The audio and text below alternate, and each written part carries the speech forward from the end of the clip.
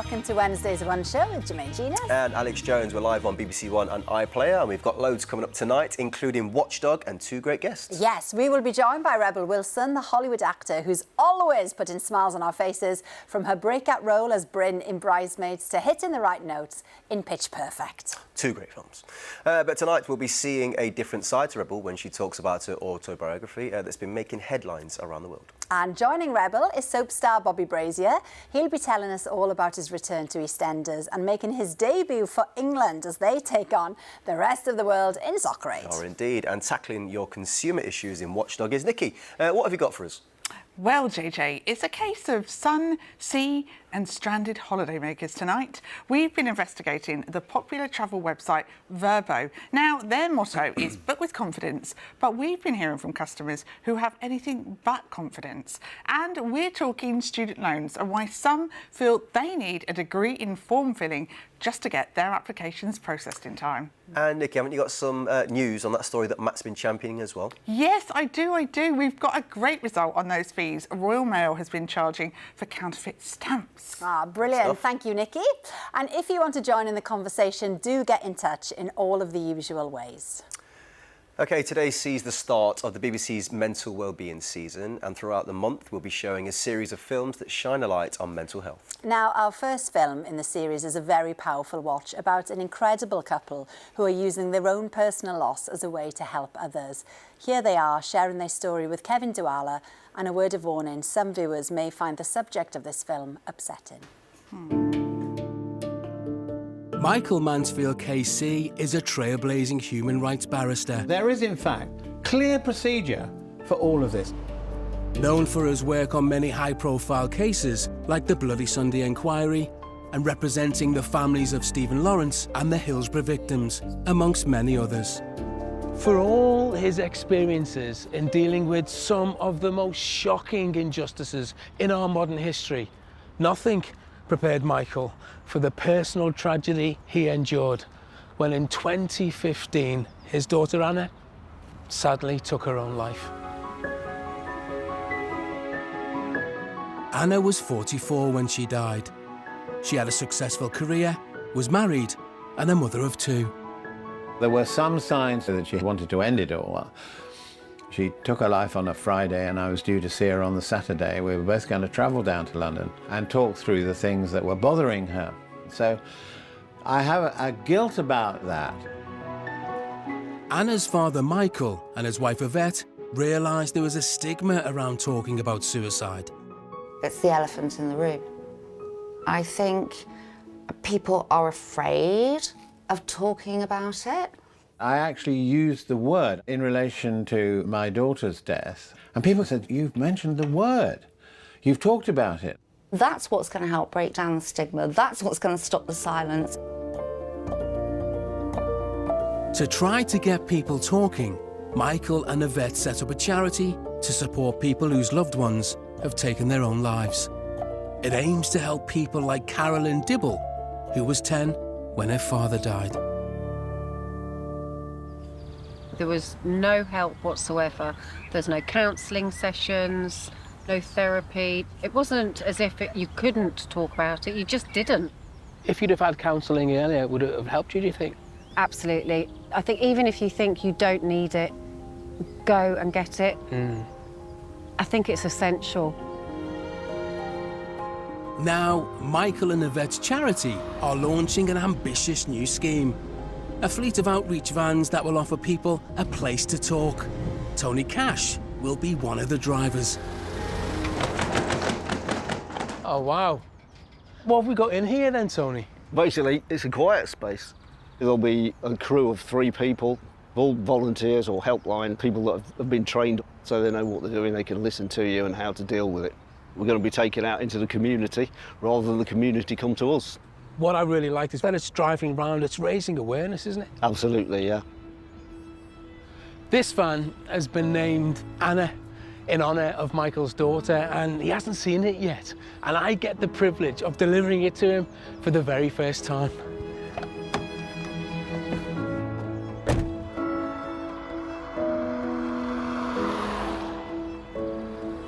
Oh my God, look at it, look at it. Blimey. Oh my goodness. Surprise. Anna, Oh, she's got a name. it's very touching. This is part of her legacy. Yes, because it'll be 9 years when you lost Anna. Michael and Yvette hope to make May the 1st a National Day of Remembrance for those bereaved by suicide. This year, they are holding an event for the first time. And Anna will be there, She will be there. this van. I think she'd be very happy knowing that actually something good could be here for other people. Star of the show, I think, Anna. You know, seeing what Michael and Yvette are doing is just incredible. They've taken a tragedy that's happened in their life and used it positively to help and make a difference in other people's lives. It feels like a fitting legacy to Anna. Well, thank you very much, Kevin, and also thanks to Michael and Yvette. Tonight, they're at Warwick Castle for that first event to mark today's annual Remembrance Day for those bereaved by suicide. And if you've been affected by bereavement or have feelings of despair, then please do go to bbc.co.uk/actionline, where you can find details of help and support.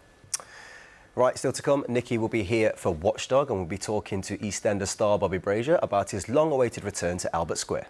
But before then, let's say hello to our first guest. Now, she's an actor who's been making us laugh out loud for years in films like Pitch Perfect and How to Be Single. And now she's here to reveal the story behind her incredible rise to fame. Please welcome Rebel Wilson. There she is. Hi, great to be back. Oh, it's so nice to have you back. It Always is. lovely to see you.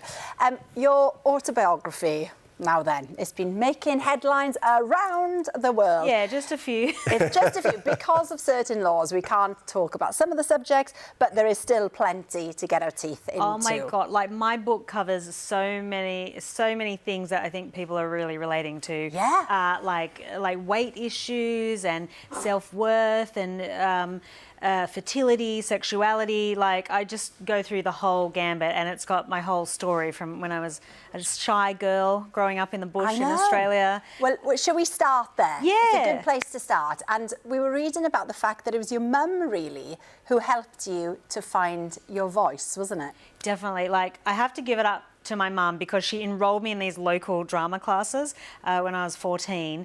And because she was she could tell that I was just painfully shy, but that I wanted to express myself, I just didn't know how. So she enrolls me in these local drama classes. And I was like, I'm not going to go because I was so shy and I was holding onto the car door. She literally had to rip me off the car door and like a snowplow pushes me through and says, bye, I'll be back at 5. And she goes, I've already paid for the whole term, so you're staying. It was so traumatic for somebody so shy to be in this kind of class with these extroverted teens. And I weirdly started speaking in an American accent because I didn't know what else to do. And I'm like, hey there, and pretended to like be somebody else because it was so hard to talk in front of strangers.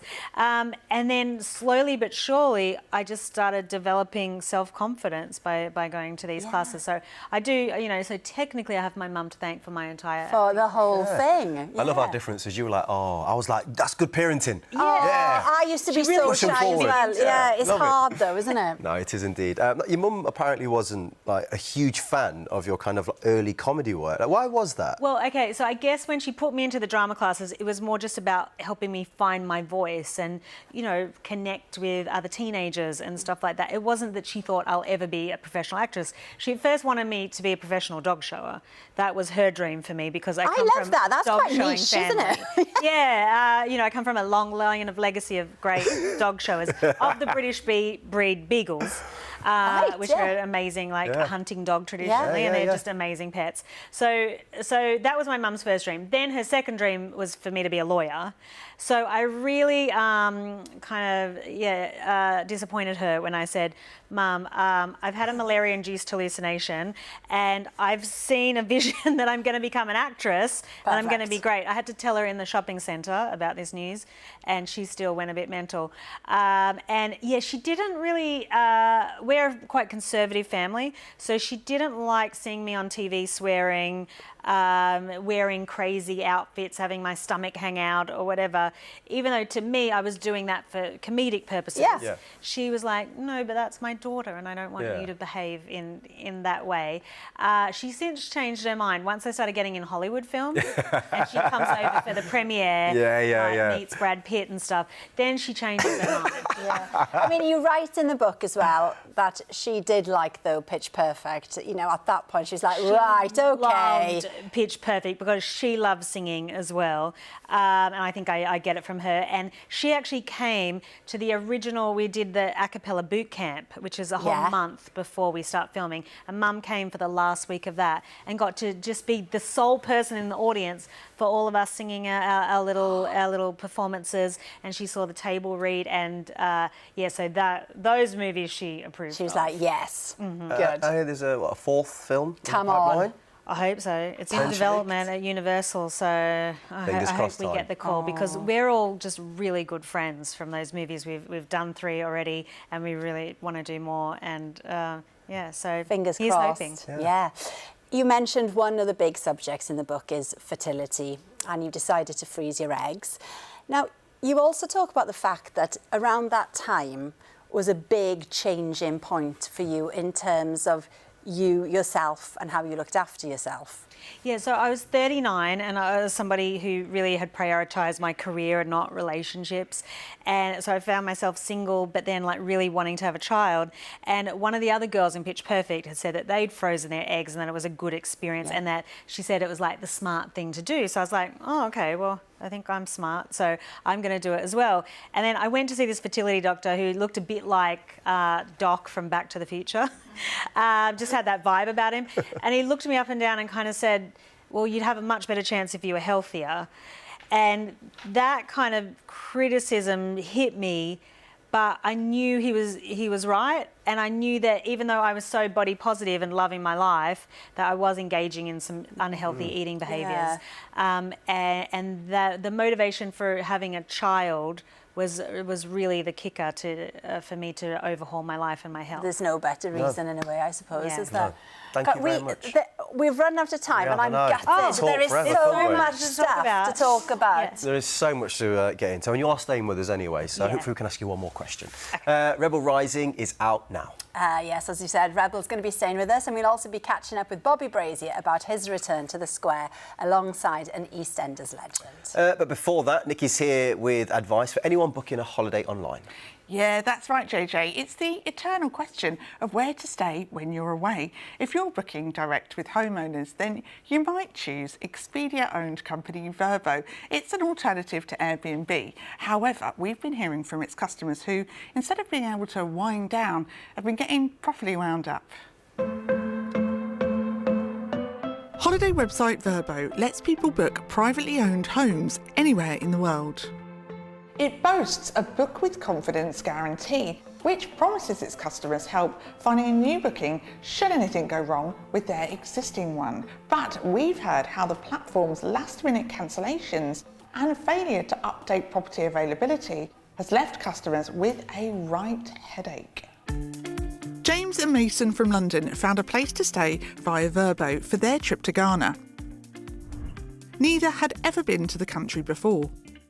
It's our heritage and we wanted to see the country. Obviously father-son bonding as well, you know. If we found this particular place, it sounded ideal. The 3-bed apartment cost £451 for a month's stay. Mason and James finally arrived outside their accommodation at 10 o'clock at night. What happened? The whole place was dark and we could see like scaffolding sort of around the building. We saw a security guy and he said, oh, what do you mean you booked the place for a month? We've been closed for weeks. The father and son duo was stranded. Luckily, the locals found them a place to stay, as it was now getting very late. They decided to call Vrbo the next morning. Vrbo's confidence guarantee says if the property needs major repair and you're unable to stay, they'll help you book a new reservation. But confidence in that guarantee soon expired. The guy on the phone, he said if you'd called us last night, we'd have been obliged to help you. But because you've called us this morning, you need to find your own place. Although Verbo refunded the original booking, James and Mason spent £1,000 on new accommodation, more than double the original cost. And they'd run up a £112 phone bill in distress calls to Verbo, bills which Verbo wouldn't cover. All thanks to a property that shouldn't have been advertised in the first place. We have been told that the apartment is closed. It's up for sale. No tourists can stay there. Even so, I thought I'd try and make a booking, which Verbo were happy to accept, much to James' surprise. You know, I've just been able to book it for a night. The same place? Yeah. They allowed you to book it? Yeah, for a night. There you go. They're not the only ones whose accommodation, booked and paid for through Verbo, wasn't available. Gurmeet from London was let down by her Verbo villa in Thailand, booked for her and her husband. I've never used Verbo before, and I thought, let me just give it a whirl. Just hours before arriving, a gas leak meant their stay at the villa was cancelled. The company put them into a hotel temporarily, while Gurmeet searched Verbo's website for another villa. We decided on our second villa, and Verbo asked us to then pay £978 for that villa upfront to them before even getting a refund. Verbo claims it has stringent checks in place to validate listings, but the couple discovered the second villa they had booked with Verbo didn't exist at the address they were given. I just couldn't stop crying because I was thinking, I can't believe this place doesn't exist. After spending £1,500 on 2 villas they hadn't even stayed at, the couple gave up on Verbo, using another site to find the accommodation they desperately needed. We thought, we've already booked 2 with you, how can we give you any more money? They got their money back 5 days later, but estimate they've lost £400 spent on trips they couldn't go on because they'd been sorting new accommodation. I would unfortunately never use them again.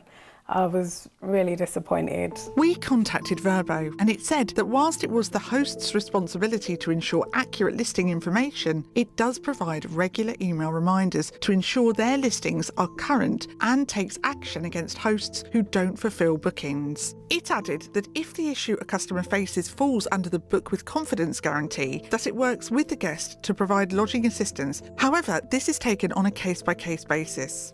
For Mr. James Hammond's case, it agreed that there were agent errors and said it will be reaching out to rectify this with him to ensure he receives the appropriate refunds. As for Gurmeet, Verbo said options were given, but said the new booking was made without verifying availability, adding that any further help they offered was declined. Verbo, leaving people in the lurch last minute just isn't good enough. You really do need to get your house in order. Okay.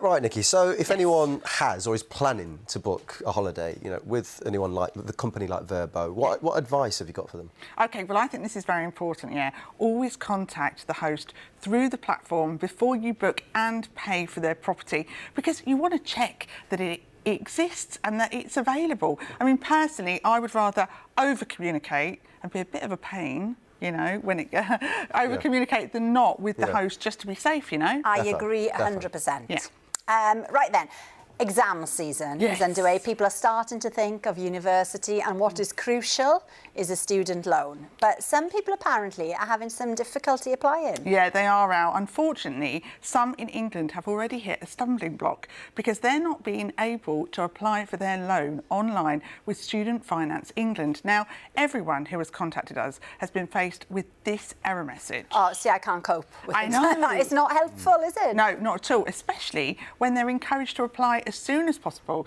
so they can get the money they need for the start of the term in autumn. Now, our viewers have been on the blower to Student Finance England, only to be told that because they can't access the site, they have to fill in a paper form instead, and it is a whopping 54 pages. No, that is like a dissertation in itself. I know. Now, here is what Amanda from Northampton, whose son Ben is heading to uni, had to say.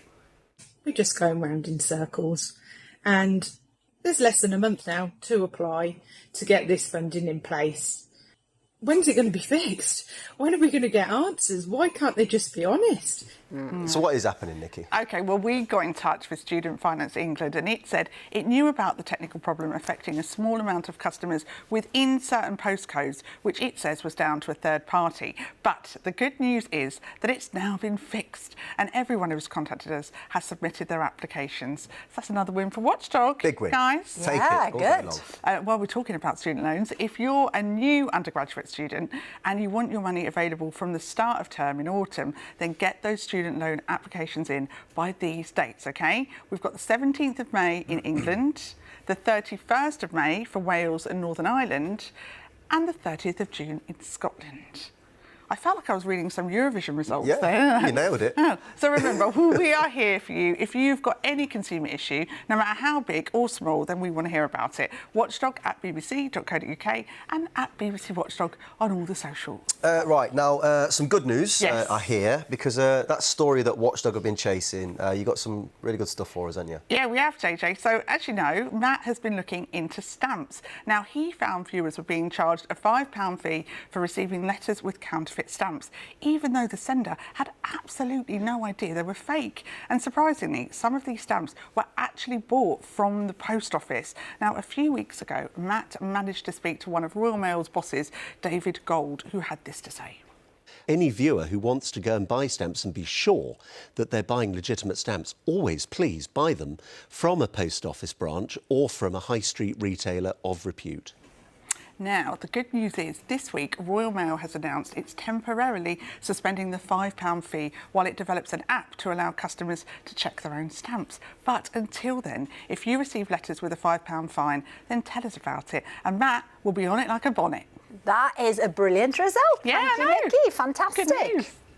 Now, in a moment, we'll be joined by Bobby Brazier as his character Freddie Mitchell gets ready to return to Albert Square. But first, let's look at his story so far. 2 years ago, before setting the dance for a light on Strictly, Bobby waltzed into Warford playing cheeky chappy Freddie Slater, the son of Little Mo. And from finding out Billy Mitchell wasn't his real dad, to falling out with his best mate Bobby Beale over Anna Knight, he's already seen his fair share of drama. And things got even worse when he was charged with assault after attacking Stacey's sinister stalker, Theo Hawthorne. However, the charges were dropped when the truth prevailed, and now Freddie is set to return alongside a legendary character. And we'll find out who that is in just a mo. Oh, the intrigue. Please welcome Bobby Brazier. By the way, it's Freddie Slater, not Freddie Mitchell. Oh, Freddie Mitchell don't exist. Wow. That is an error, isn't it? Big error. Big error. Big apologies, Let's just push Bobby. through though, shall we? Let's crack on. Well, it's been a real roller coaster for Freddie Slater, shall we say. What brings him back, and who's he back with? His great-grandmother, Mo. The one and only, the legend. Big Mo. She is a ledge. Is it fun working with her? She is, I don't want to say a handful. She's great. She's a bundle of energy. I think you just did. To me. I mean... Yeah, you're right, I did. But me too, which is why I like. Which is why I like working with her. We kind of bring out something good in each other. Is she like off the cuff type stuff? Like, yeah, which I strikes me as appreciate. that. Yeah, which I appreciate because I like to kind of freestyle my lines a little bit, and we don't always get away with that, but she does because she's just known for that, I think. So whenever I'm on set with her, I know that I can take the mickey. Have you always done that? Because like, you're reasonably new to EastEnders, aren't you? Yeah. Essentially. So to be working with someone like Big Mo and still feel you can just freestyle it like that, that's confident. Maybe it's less of a confidence thing and more of a I haven't learnt my lines thing. We do that all the time, to be fair, yeah. Yeah, I mean, Freddie Mitchell. You know what I mean? Oh, God. Right, and I hear, by the way, there's a special episode that is going out on TikTok. Yeah, EastEnders are on tickers. Time to change How is that going to work, then? EastEnders are on tickers, I know. I don't know. Youth. I don't know. We just made a TikTok. Is it specific to you and You your have to story? make it on a phone. Well, I was acting like the camera was a phone. You know? Like I was getting all up and close and pressing play. All right. Is there a different bit of story, though, that you're including there, like a little bit extra for fans? Yeah. I guess it's an insight to Freddie and Mo living together in a caravan, and I'm playing pranks on her and just doing the kind of silly stuff that Freddie would do with his great-grandmother. Nice, okay. Yeah, it was funny. It was a really funny day, to be fair. Now, away from EastEnders, you've been signed for England. Yes. My goodness, for Soccer Aid. I've got the call-up. That's exciting, isn't it? What position are you hoping to play? Well, growing up, I've been a centre-back. That was my position, you know. I like to give a striker a hard time and I'd say go to war for 90 minutes. I was that kind of player, very loud, screamer. Nice. But it's not often that you get to play at Stamford Bridge, is it? So I feel like I want to get involved and I want to score a few goals. Oh, okay. I'm going for glory, I think. You want the glory moment, Yeah. fine, okay. Centre back who just scores goals. Yeah, That's what I was you know thinking. that. It's a big jump. Just go out there, crush it. Yeah. There are some big names, though, taking part, aren't there? We can have a look now at who's playing alongside you. Do you want to talk us through the other players there? Yeah, so I'm very excited to play with Jill Scott, of course. Yeah, you've got Paddy McGuinness there in goals at the minute. Yeah. Yeah, I don't know how I feel about that. I feel like maybe I'll... You got Theo Walcott up top. You want to take his place, do you? Oh dear. No, I'll leave that to him, although I'll have to defend against Eden Hazard. That's a good point. Which is pretty ridiculous. Yeah. You have got that problem to deal Yeah. with, unfortunately, with the rest of the world, haven't you? Yeah. Now, your dad, Jeff, he played to a decent level as well. I know Jeff very well. Yeah. Has he been putting you under a bit of pressure to deliver for the family name? Not even a bit. You liar. Major pressure. Major pressure. Major Oh, pressure. good. Yeah, he's doing everything he can to get me in the gym and get me to five-a-side, and you know, I think he's just trying to live through me. But no, I'm grateful for that. You know, growing up, I played football, and he was always our coach. You know, he was my dad and our coach, and he's got his badges, and you know, he's good. He's really good. Yeah. So I feel like I'm in good hands. Good, with my dad. definitely. Yeah. Good luck with it all. Were you into football at all? You was keeping an eye on the Matildas? Yeah. I love the Australian women's team, Matildas, who just crushed it in the World Cup. So I'm really excited. I'm going to go to the Olympics and hopefully get to watch them live. Crush it. Again. They're going to crush I love it. I love that women's soccer is also coming up so strong, and I love watching that doco Welcome to Wrexham. Oh yeah. That's how I learn all about the different leagues and That's why all those docs are great. Love it. Yeah. You should come and watch me. Yeah. You said saying, Bobby, in the break that you haven't even been training. No, but I will if you come and watch me. Okay, all right. You'll be my motivation. Yeah, I'll be like, Bobby. Yeah. I'll get Brazier on the back of your shirt. Yeah. It'll be great. So just write your name across my head and streak in the middle of the game. Wait, no, it's for charity. Well, we should say EastEnders is on tonight, straight after us here on BBC One, and Bobby will be back on the square in the near future. Soccer Aid is Sunday, the 9th of June on ITV1 and ITVX. Got time for a couple of messages. So these are for you, Rebel. Faye says, I love Rebel Wilson. What a lovely and down-to-earth lady. She is very beautiful too. Yeah, Steve agrees. Is that a question or just a comment? Just a statement of love. Can I just say I love you? There Thank you go. so much. Oh, there are tons of them here, but we're out of time. That's all for I tonight. get one compliment. I get one compliment. Thank you to Rebel and to Bobby for joining us, and of course to Nikki for Watchdog. People love this combo. Tomorrow I'll be back with Danny Minogue and Hugh Fernley-Whittingstall. Have a lovely evening. See you then. Bye.